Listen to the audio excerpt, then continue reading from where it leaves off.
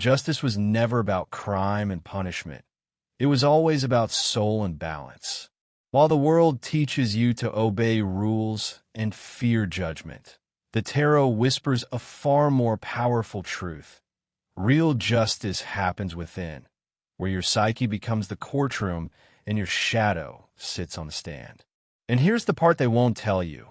Without understanding this, you might spend your whole life following laws that have nothing to do with truth.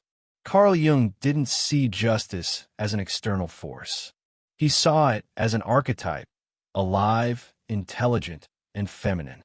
Not the kind of feminine that's soft and silent, but the kind that cuts through illusion with grace and holds the sword of truth with a steady hand. Justice, in this deeper dimension, isn't about fairness. It's about transformation. It doesn't ask who's guilty. It asks, are you ready to evolve? In this video, you're not just going to understand the Justice card. You're going to feel it. You'll uncover how myth, psychology, and cosmic law converge in one archetype that holds the key to your spiritual growth. If you've ever felt lost between what's right and what's real, this is your map. If you've been craving a kind of justice that heals instead of punishes, this is your guide. But be warned, once you see it, you can't unsee it. Chapter 1. The Tarot and its Symbolic Structure. The tarot isn't just a deck of cards. It's a living architecture of the soul. Picture it as a cosmic blueprint, a sacred diagram where each major arcana represents a station in the evolutionary climb of consciousness. The upper row? That's where the divine archetypes reside. The Fool, the Magician, the High Priestess, all whispering truths from beyond the veil. But it's at the Justice card, numbered 8, that the game changes. She doesn't descend with thunder. She waits in stillness, marking a threshold where humanity must stop being spectator and start being participant in its own myth. From this point forward, we're no longer dabbling in dreamland. We're in the thick of it, in the middle row where the laws of equilibrium, karma, and self-awareness reign.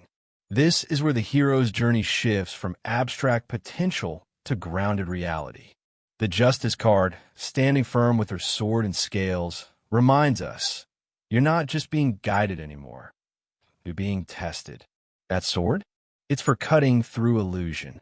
The scales? They weigh not your sins, but your self-knowledge.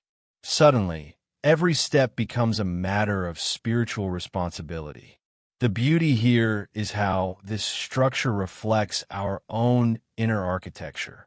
Just as the tarot begins with raw potential in the Fool and matures toward divine synthesis, we too journey through layers of unconscious material until we awaken as co-creators of our own path.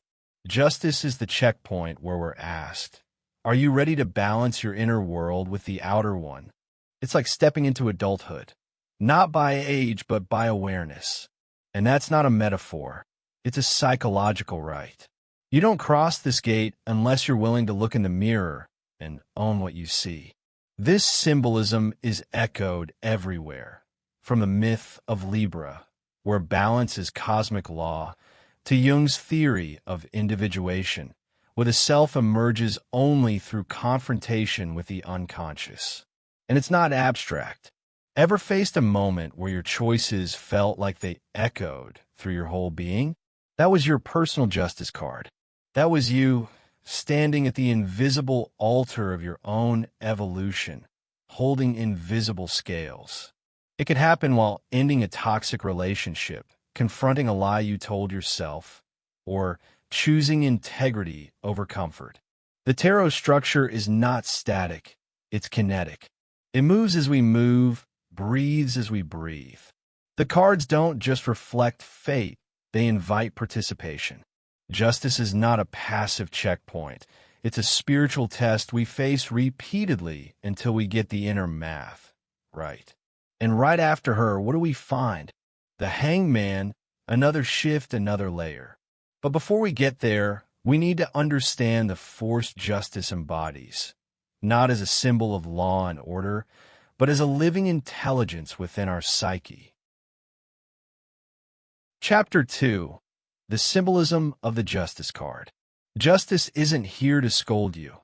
It's here to awaken you. When she appears, seated in perfect stillness, sword in one hand and scales in the other, she isn't interested in external rules. Her gaze cuts deeper than any courtroom verdict.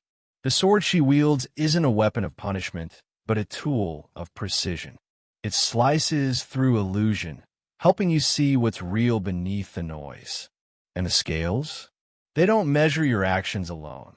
They weigh your intention, your integrity, your willingness to stand fully present in your own life. We often think of justice as something outside ourselves, laws, judges, consequences. But in the tarot, justice speaks to a personal inner alignment. Her message is, balance doesn't come from obedience. It comes from awareness. When we refuse to see both our guilt and our innocence, we fall into projection. But justice, as a divine archetype, invites us to integrate the opposites. We aren't just light or shadow, we're both. Ignoring one side tips the scale. Honoring both leads to individuation. Carl Jung called this the process of becoming whole, acknowledging the dualities within instead of suppressing them. Have you ever had a dream where you're arguing with yourself or being chased by someone who feels oddly familiar? That's your unconscious pulling you into the court of spiritual justice, not to condemn you, but to reconcile you with yourself. It's compensation at work, the psyche trying to restore equilibrium through symbols. The tarot does the same thing, waking up the soul through image, myth, and metaphor. Justice also calls us to responsibility. She isn't moralistic, she's metaphysical. That's why she never wears a blindfold in the tarot. She sees everything, especially the parts we pretend not to. And when you work with her energy, say, in meditation or shadow work, she'll show you exactly where you're out of alignment. For someone seeking growth, this is priceless. Journaling your daily moral choices, for example, or reflecting on how often you betray your inner truth, are simple practices that activate this card's transformative power. Justice is a mirror, and her reflection won't flatter your ego. But that's not cruelty, it's mercy. It's spiritual alchemy. She doesn't want submission, she wants consciousness. And once you begin to accept her invitation, you realize she's not a judge at all. She's a midwife for the soul. What's birthed through her isn't a verdict. It's a new level of perception. And in that space of renewed clarity, another tension begins to rise. The paradox of inner conflict, the ceaseless dance of duality that pulses just beneath our surface. Chapter 3. Duality and Inner Conflict. Within every one of us, there's a courtroom with no exit. The prosecution and defense, they're both you. That's the essence of inner conflict. One part of you longs for freedom, the other demands control. One craves chaos, the other clings to order. The Justice card sits right in the middle, not to choose a side, but to teach you how to hold both without collapsing. Her sword and scales aren't just props. They're tools for navigating the eternal tension between spirit and matter, light and shadow, yin and yang. We're taught to choose. Be strong, not sensitive. Be rational, not emotional. But real growth begins when we stop amputating parts of ourselves to fit a mold. Carl Jung knew this well. He said the path to individuation involves making the unconscious conscious.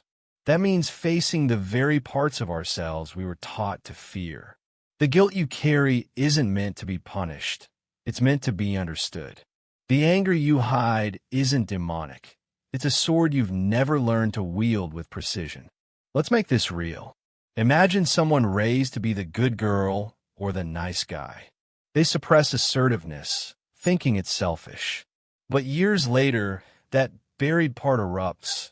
maybe in rage or passive aggression or chronic fatigue.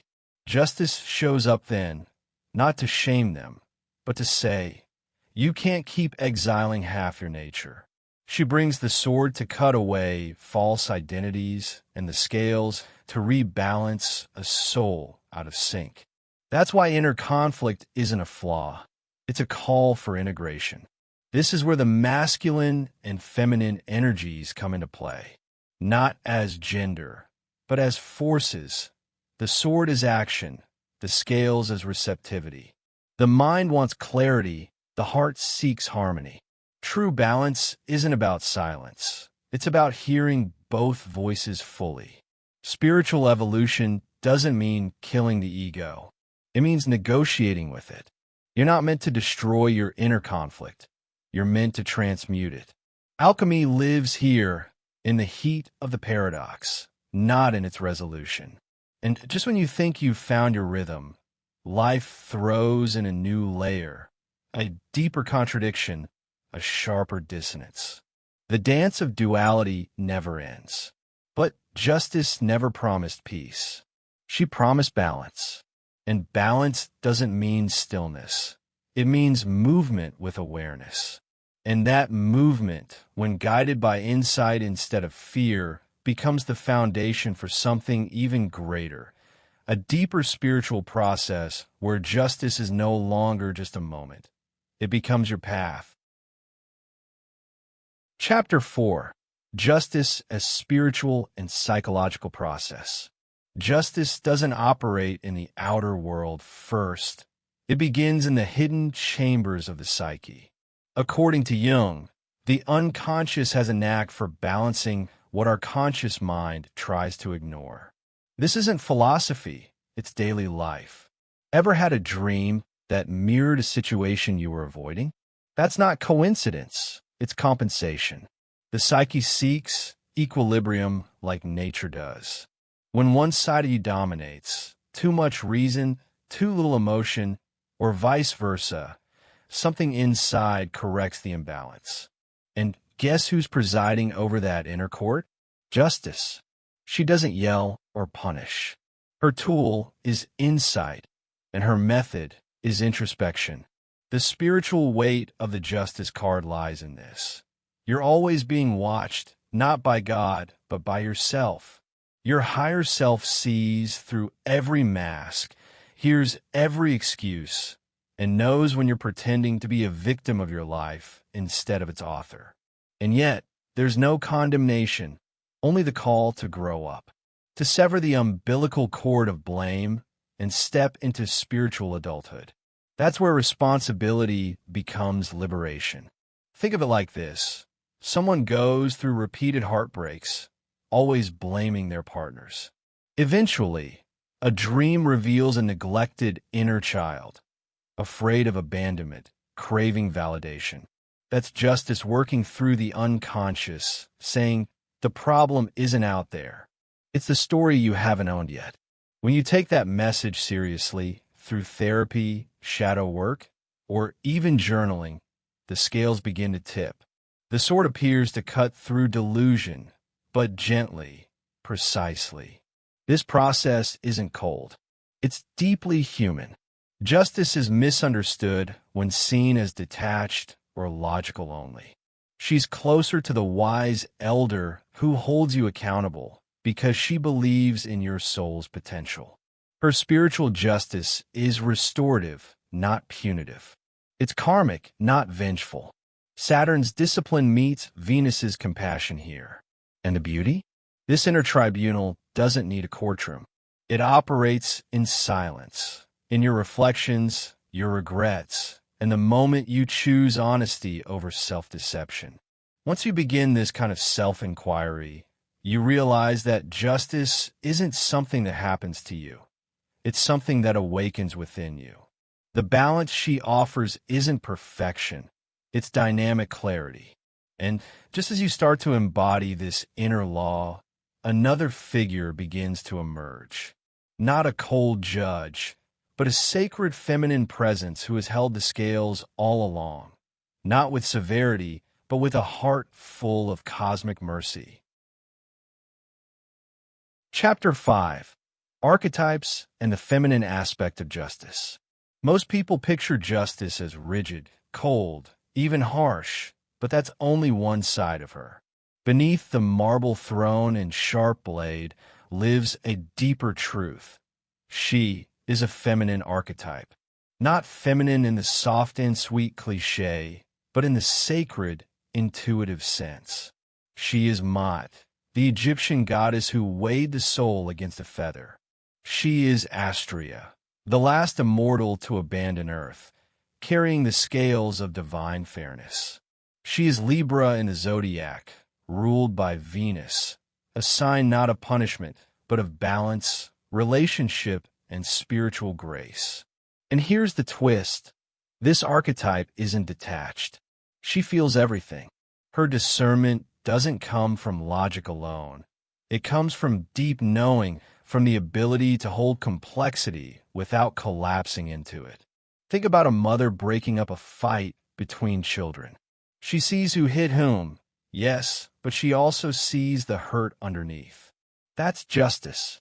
She listens for the hidden pain behind the behavior, the symbolic truth beneath the literal act.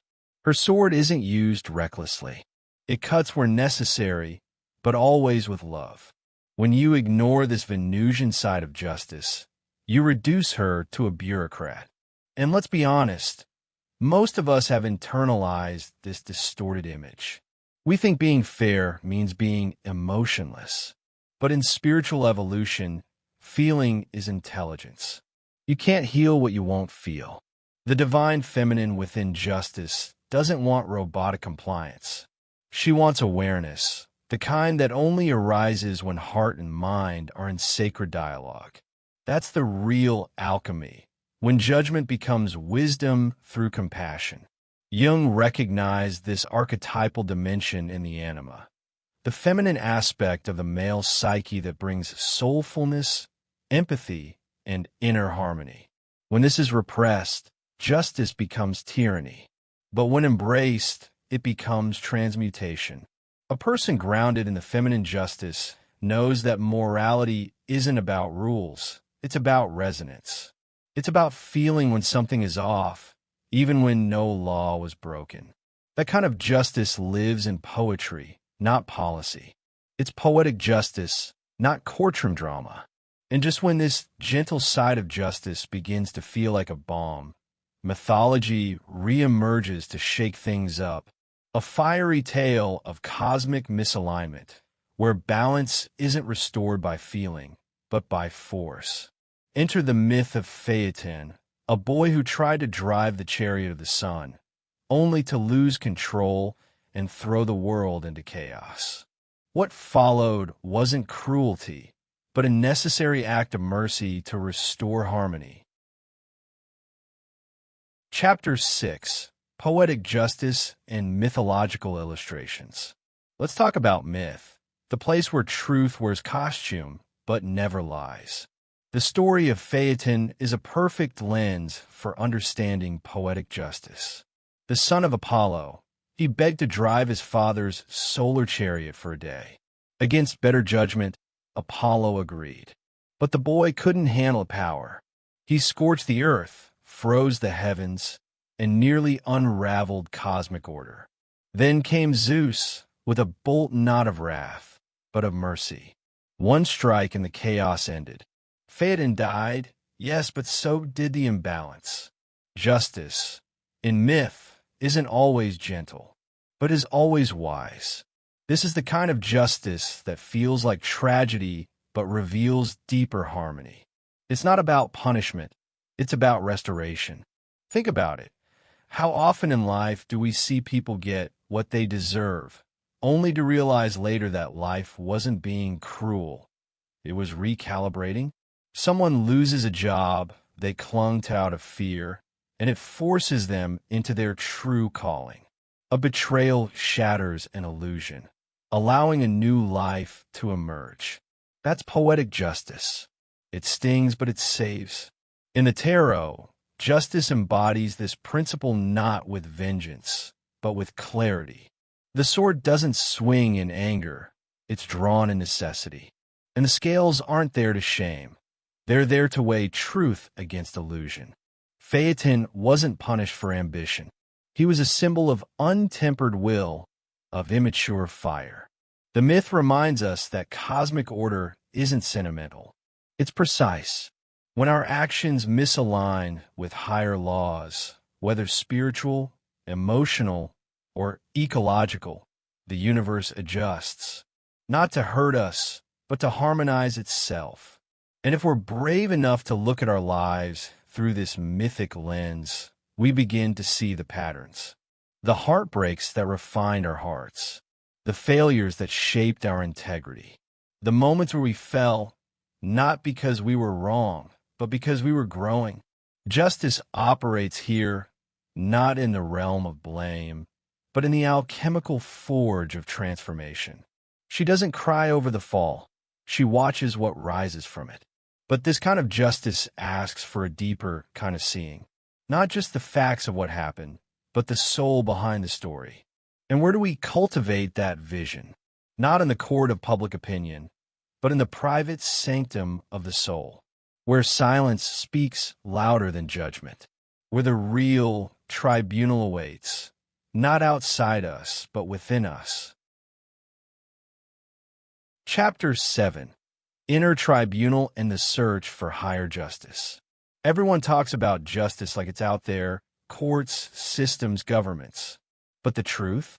The most powerful court you'll ever face is the one inside your own chest. That's the inner tribunal, and no lawyer can save you from it. It's where your conscience, your self-awareness, and your soul sit together to weigh every choice, not in terms of legality, but of alignment. It's why someone can get away with something externally and still feel haunted, because deep down, the soul always knows when we betrayed our own law. Carl Jung spoke of this when he wrote Answer to Job. He argued that even God must evolve, must confront the shadow within. That kind of statement turns traditional theology upside down, but it's exactly what the justice archetype demands: growth through confrontation. In this inner court, you're both judge and judged. But it's not a place of shame. It's a space of transformation. You don't get sentenced. You get offered a chance to recalibrate, to listen to the voice that says, this isn't who you are, and actually believe it. External systems of justice often fall short. They reward appearances, punish shadows, and sometimes miss the soul entirely. That's why inner justice is superior. It can't be bought, tricked, or avoided. And the irony? It's the one system we run from the most. We distract ourselves with work, relationships, ideologies, trying not to feel the quiet gnawing that something's off. But the sword of justice doesn't swing in noise. It cuts through silence. And once you feel it, you can't unfeel it. So what can you do to connect with this tribunal? Simple. Sit with yourself. Meditate. Journal. Ask, not did I do the right thing, but was I in alignment? Reflect on moments where you compromise your truth for comfort or validation. That's where the real case is being tried. And over time, this court becomes sacred. It doesn't just judge, it heals. It becomes a compass for everything you say, do, and choose. And once activated, it changes how you see the entire world. Because when justice becomes internalized, the world outside starts to look different. You stop chasing revenge and start craving resolution. You stop reacting and start responding. But this depth of discernment requires a different kind of intelligence, one that goes beyond logic into the realm of feeling. And that's exactly where we're heading next. Chapter 8. The Function of Feeling and Law in Society. Law without feeling is machinery, and machinery, no matter how precise, cannot hold a soul. That's why the Justice card isn't just about rules, it's about resonance. When James Hillman and Carl Jung explored the role of feeling in judgment, they weren't dismissing logic. They were elevating the heart as a form of wisdom. Because sometimes the right thing by law is the wrong thing by spirit. A person may win a lawsuit, but still lose their peace. True justice doesn't only ask, what happened? It asks, what's true beneath the facts? Feeling, in this context, isn't sentimentality. It's the compass that guides us through gray areas where logic collapses. Think about conflict resolution. Two people can have completely valid points and still end up more divided if feeling isn't part of the equation.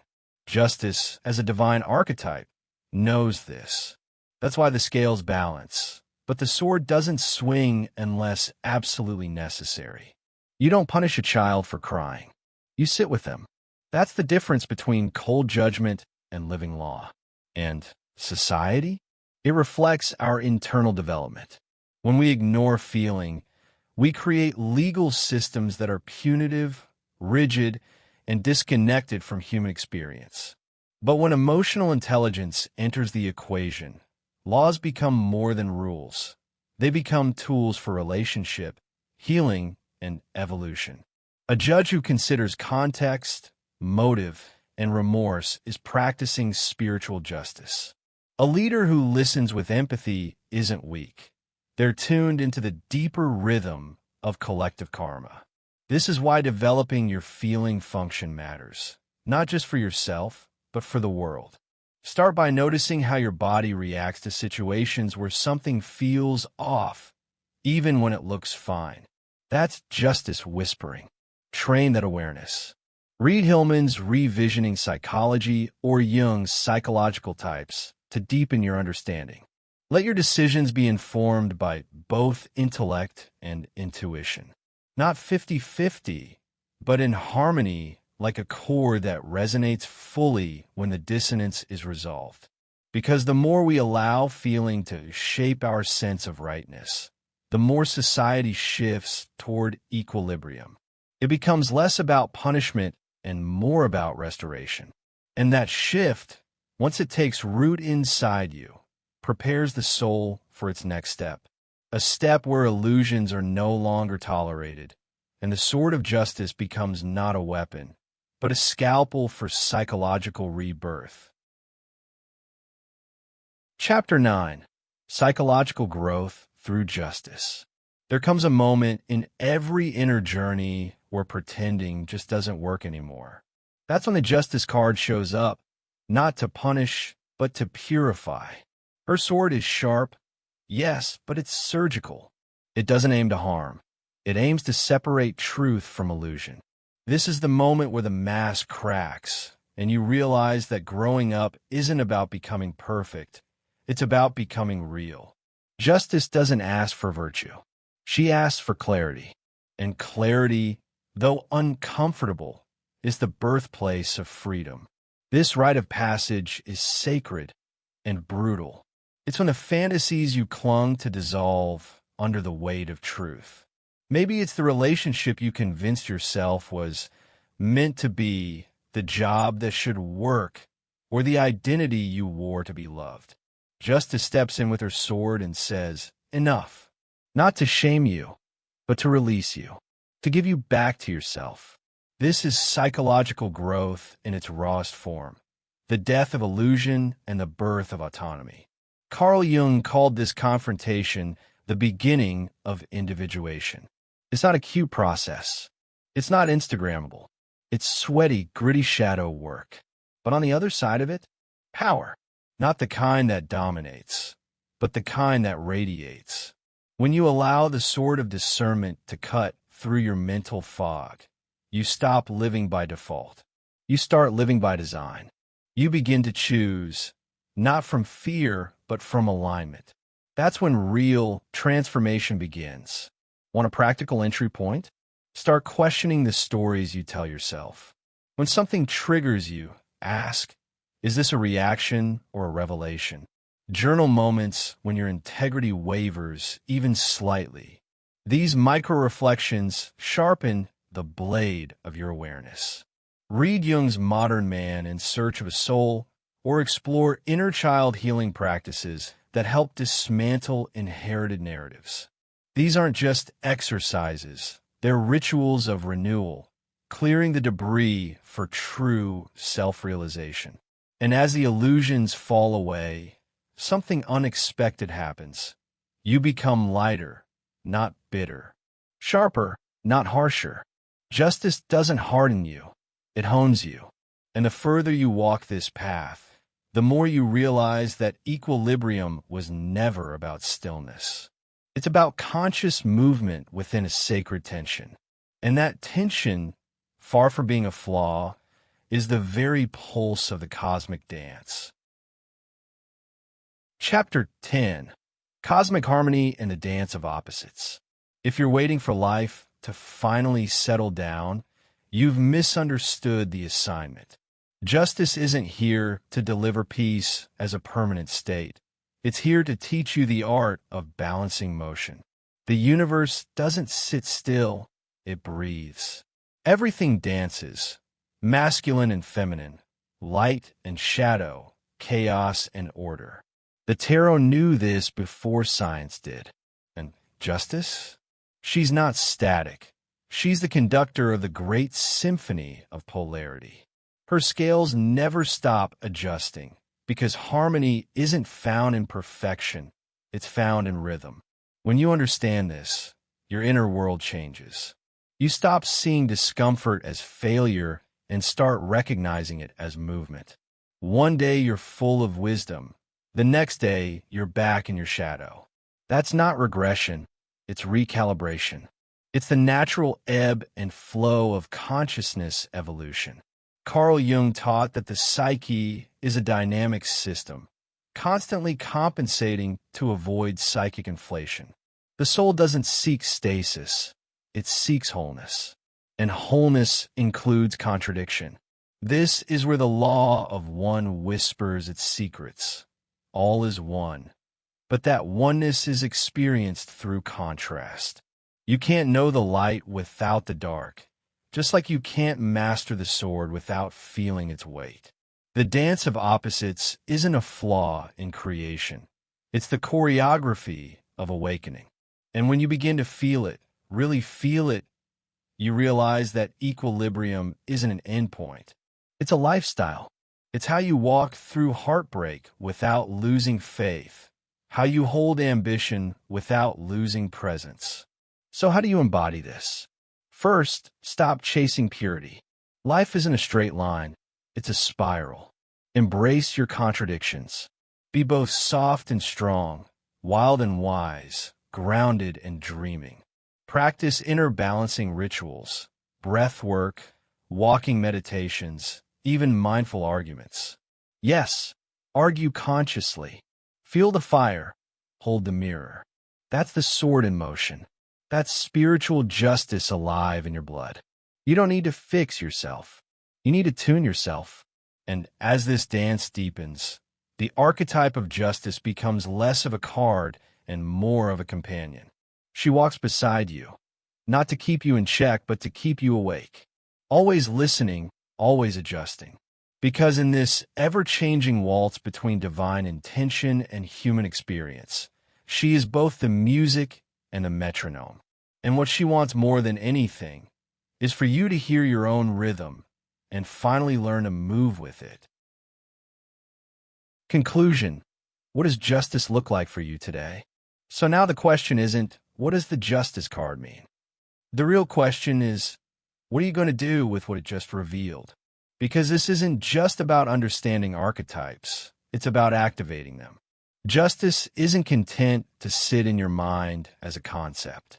She wants to stand up in your life, in your decisions, in your silence, in the way you treat yourself when no one's watching.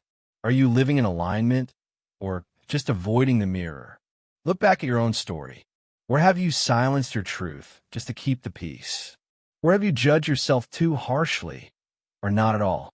This is the moment to stop outsourcing your integrity and start embodying it. Don't wait for someone else to validate your growth. Start tracking your own inner balance. Journal your choices. Ask deeper questions. Practice daily the art of seeing clearly, without excuses, without fear. Because the longer you postpone that inner reckoning, the louder life will demand it. Now tell me, what does justice look like for you today? Drop it in the comments. I want to hear your story, your reflection, your trial, your triumph. And if you felt something shift inside you while watching this, don't let it fade. Hit the subscribe button, activate the notifications, and stay close. We're going deep into the sacred architecture of the soul, tarot, archetypes, psychology, cosmic law, one truth at a time. Your evolution is calling. Will you answer?